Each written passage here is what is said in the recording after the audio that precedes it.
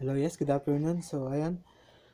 So, balik tayo dun sa ating training regarding sa ating discount system and then dun sa ating pag-input ng customer details sa system and then pag-generate na rin ng company report. So, punta tayo sa settings. Then, set muna natin yung discount type natin.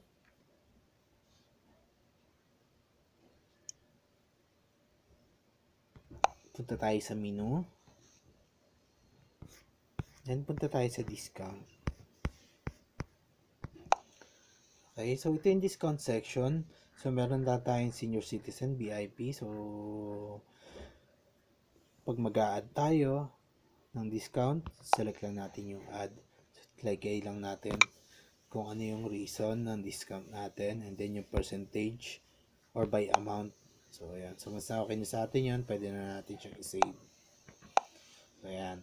So, as of now, meron tayong mga discount like yung senior citizen, happy hour, VIP. So, yun yung available natin for now. So, mamaya ituro ko kung paano magagamit to. Ayan. So, next naman, doon naman tayo, how we can input the customer details. So we have two options by clicking the three button here. So, select naman natin yung ating customer. So, ayan. So, dito sa customer section, dito tayo nag-a-add ng customer details sa system. So, i-click lang natin yung add. Okay, so, syempre, yung basic information ng ating customer, dito natin siya ilalagay. So, ayan. Ito yung first option, how we can input the customer sa ating system. So, let's proceed naman doon sa second option natin kung paano natin may input yung customer. So, click lang natin yung table or yung number ng ating seat. So, makikita natin yan, lalabas yung mga employee na available kung sino yung magse-serve sa customer. So, for example, ang magse-serve sa customer is itong si Wena. So, select natin siya. So, iti-tick na natin yung kanyang services na i-avail ng ating customer. So, may kita natin dito sa may upper right row, may customer. So, dyan din natin pwedeng i-input yung customer details. So, for example, select natin yan. So, ayan. So, dito na nakikita yung mga regular customer natin. So, pwede natin silang i-search via name. So, ayan. Type lang natin yung name. Automatic lalabas na sila. So, yung pag-input na customer detail, one time lang to ginagawa. So, next return nila sa ating spa is may record na sila. Okay? On their first avail lang or first punta nila, dun lang sila kailangang i-input sa system. Then once na na-input na sila, mare-remember na sila ng system natin. So, paano ba mag-input? Through here, direkta. So, click lang natin yung add sign. So, automatic siyang lalabas yung kailangang i-fill up ng ating kahera or ng ating attendant para ma-input dito yung basic customer information. So, ayan. So, once na okay na, na-save na. For example, yan. Create na tayo. Example. Yan yung numbers. Kunyari, customer. So, ayan. Click natin.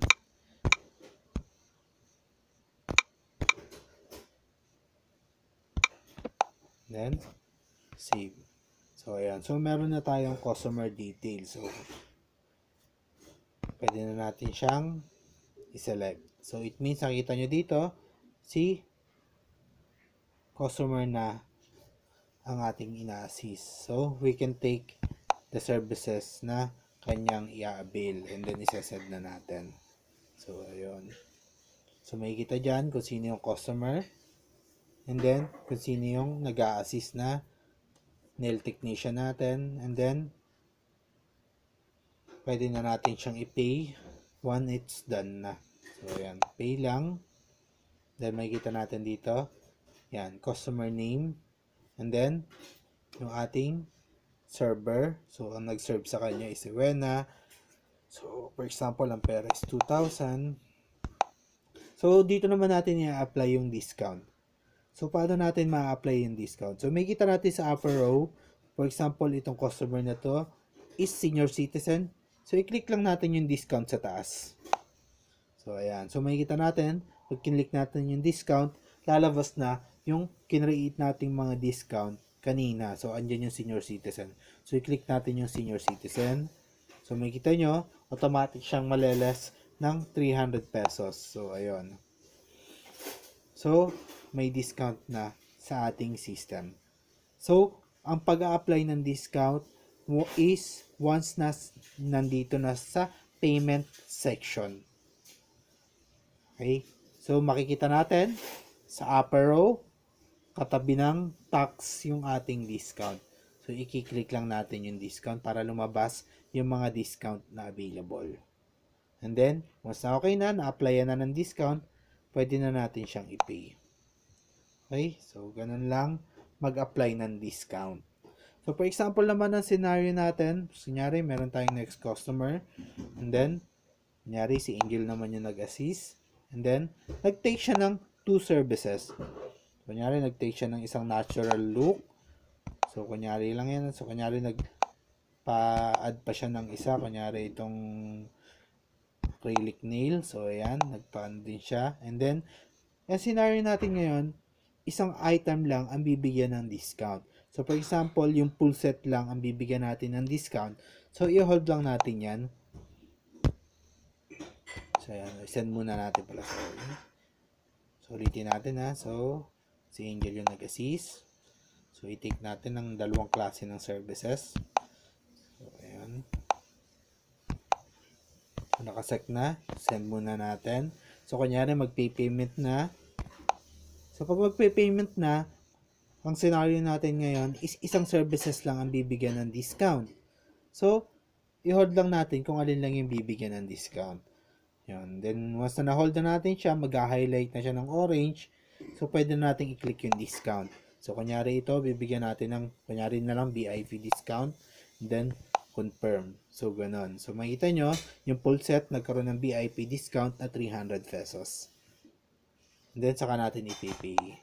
So, gano'n naman yung pagbibigay ng discount through individual item or naka-separate na item. So, pag dito nagbigay ng discount sa main payment method is yung discount dito. So, pag dito nilagyan, lahat ng item na in-avail is madi-discountan. Pero kung gusto natin, naka-specify lang kung alin lang yung item na bibigyan ng discount, dito natin isa-select yung item na kung alin lang yung bibigyan ng discount.